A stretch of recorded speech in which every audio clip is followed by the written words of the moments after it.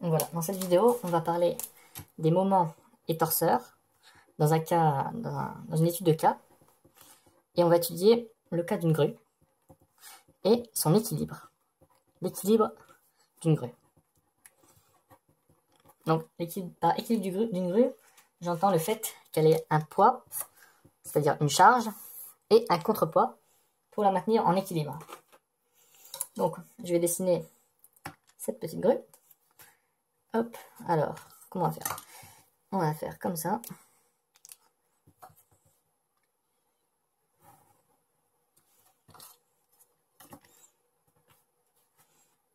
Hop, là c'est l'avant, là c'est l'arrière. Alors, je sais pas si vous allez facilement voir ma grue. Donc on va définir plusieurs points B, O qui est le centre du repère. Pardon, O, c'est un O. A, l'arrière de la grue. Donc on va un peu la styliser la grue pour que vous voyez mieux. Hop, donc là on a une petite... Voilà, on a la structure de la grue comme ceci. Donc maintenant on sait qu'on a une charge devant la grue. Donc la charge ça va être une charge, ça va être de masse M. Voilà, masse M. Et un contrepoids qu'on va mettre derrière de masse MC. Donc pour les données,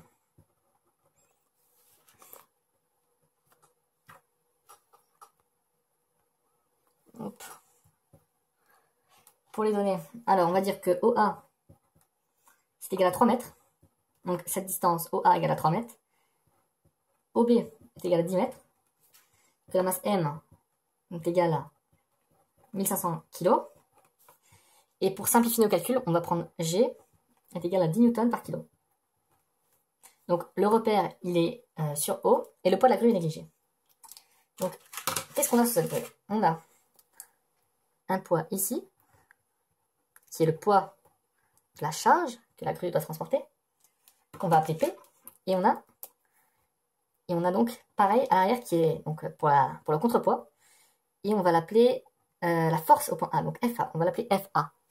Donc voilà, on a deux forces qui agissent sur la grue, et on veut savoir à quel moment elle est en équilibre. Donc en premier, on va faire le calcul du moment du poids M, donc le moment de la charge, du poids de la charge, pardon, par rapport à O. Donc par rapport à O, c'est-à-dire par rapport au centre du repère. Hop, ça va être notre première question.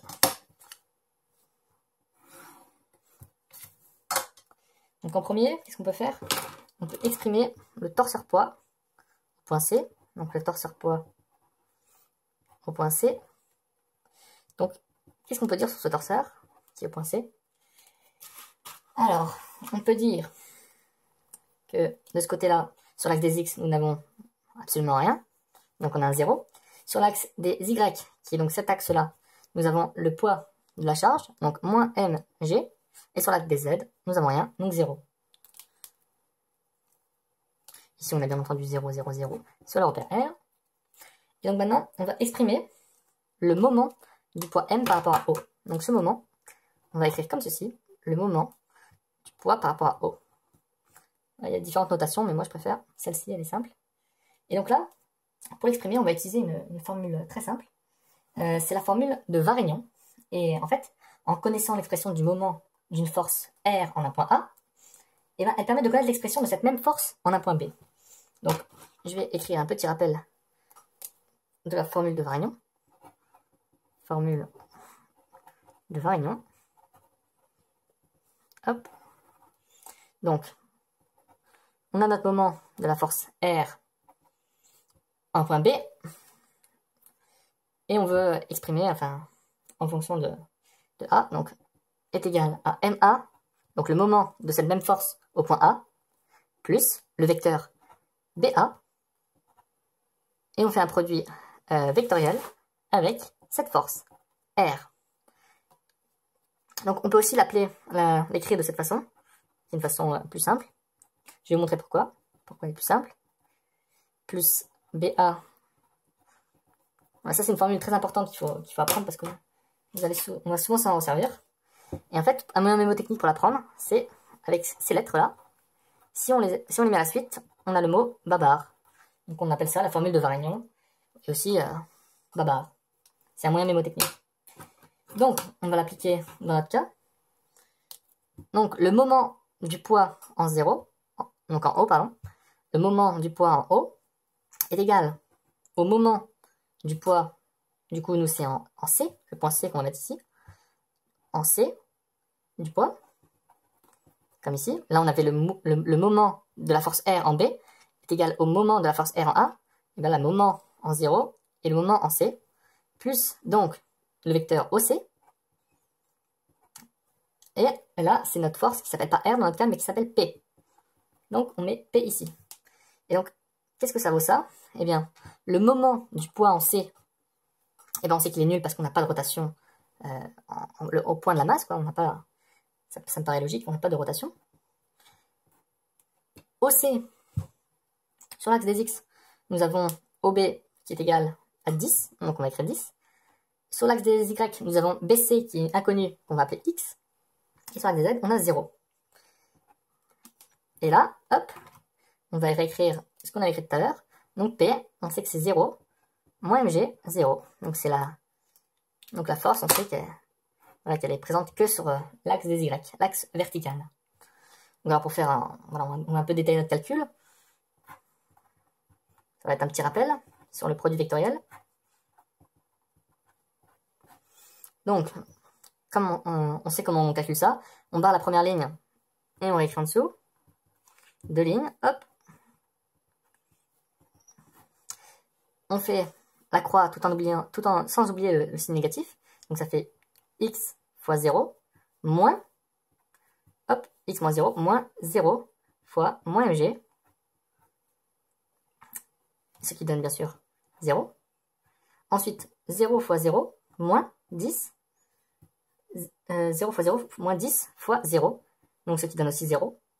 Et ensuite, 10 fois moins mg moins x fois 0. Ce qui nous donne moins 10 mg. Hop, ici, on a notre moment. Donc on va l'écrire au propre. On va dire que le moment, c'est 0, 0, moins 10 mg. Hop là, et ça, c'est donc notre résultat. Le moment du poids m par rapport à 0. Donc, m du poids en 0. Voilà, on a calculé donc le moment du poids sur l'axe 0. Et maintenant, il faut qu'on calcule la masse nécessaire du contrepoids pour que la grue soit en équilibre. Donc, on va l'écrire à côté. Calcul de la masse MC, donc la masse du contrepoids, on a dit MC, pour l'équilibre.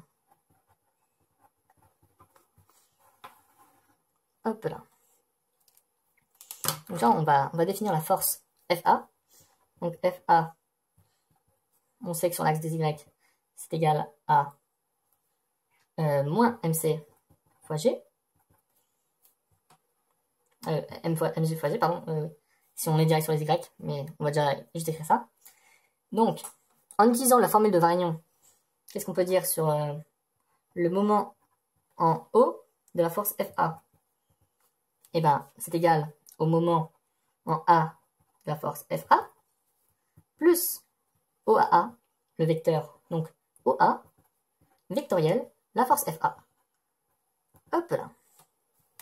Et donc, qu'est-ce qu'on peut dire sur ça? Le moment en A de la force FA, et on sait qu'il est nul, car on n'a donc pas de rotation sur ce point-là. Le vecteur OA, on sait que OA fait 3 mètres, et donc là, notre repère est dans ce sens. Du coup, là, comme on va dans ce sens-là, on aura moins 3 mètres. Il faut faire attention à ce détail, à ne pas se tromper. Hop, moins 3 mètres. Et là, on a la force FA. On sait que sur X, c'est 0. On sait que sur Y, c'est moins MC fois G. Et on sait que sur Z, c'est 0. Donc voilà, on a défini ça. On fait notre petit calcul. Voilà, maintenant, on a déjà montré comment calculer un produit vectoriel. Donc on peut directement écrire que ça fait 0, 0, et ça fait ensuite moins 3 fois moins MC fois G, norme de G. Et donc, qu'est-ce qu'on peut dire de ça? Eh ben, on va l'écrire un peu mieux. Hop là. Donc ceci, c'est notre moment en 0 de la force FA. Et donc maintenant, on a calculé le moment sur le moment des deux forces qui agissent sur la grue. Et donc, pour qu'il y ait un équilibre, il faut donc logiquement, hop, je prends notre couleur, logiquement, il faut que le moment du poids au point 0 plus le moment de la force FA au point 0, et bien ça soit égal à vecteur nul. C'est ça qui nous créera un équilibre. Donc, on a nos deux moments ici et ici, et on voit que c'est uniquement sur Z que ça nous intéresse, parce que bien sûr, 0 plus 0 égale 0 sur l'axe X et Y, c'est pas intéressant de l'écrire. Donc on va directement marquer sur l'axe des Z. Donc, moins 10 MG plus 3 MCG. Donc là, j'ai marqué, j'ai retranscrit ça sous la forme qu'on avait calculée, est égal à 0. Et donc, on peut diviser par G de deux côtés. Hop, hop, on simplifie. Et donc, ce qu'on peut dire, c'est que 3 fois la charge MC, c'est égal à 10 fois la charge M. Donc là, j'ai passé 10M de l'autre côté de l'équation. Et donc, 10MC est égal à 10 tiers fois M. Donc là, j'ai passé le 3 de l'autre côté. Et donc, MC est égal à 10 tiers. M, nous savons que M, c'est 1500 kg.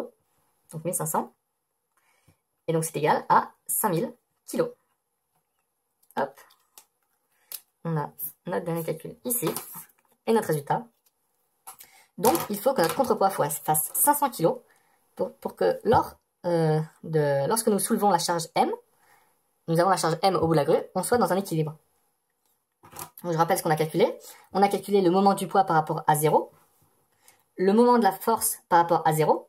Une fois qu'on a eu ces deux moments par rapport au même point, on a pu exprimer donc que pour un équilibre, le moment de ces deux forces au point 0 était égal à vecteur nul.